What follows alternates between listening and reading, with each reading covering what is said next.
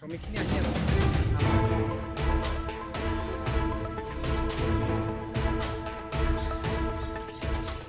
ৰাজ্য চৰকাৰৰ লগত কেইবালানিও আলোচনাৰ পিছত যোৱাকালি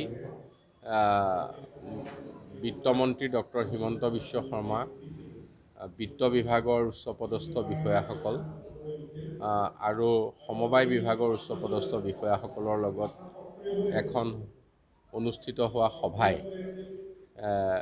পিছত বিত্তমন্ত্ৰী ডাঙৰীয়াই 10 কোটি টকা মূলটো পুনৰ ৰিভাইভ কৰিবৰ কাৰণে আগবঢ়াইছে। ইয়াৰ বাবে মিল কৰ্তৃপক্ষই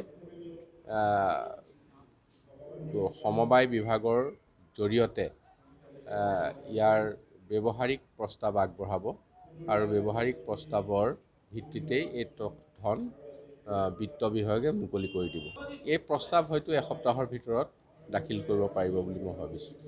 কাম কাজ অতি সোনকালে আৰম্ভ কৰিব পৰা যাৱতীয় সকলো সংশ্লিষ্ট যিসমূহ ব্যক্তি তেখেতসকলৰ লগত আলোচনা বিলোচনা চলাই থকা হৈছে।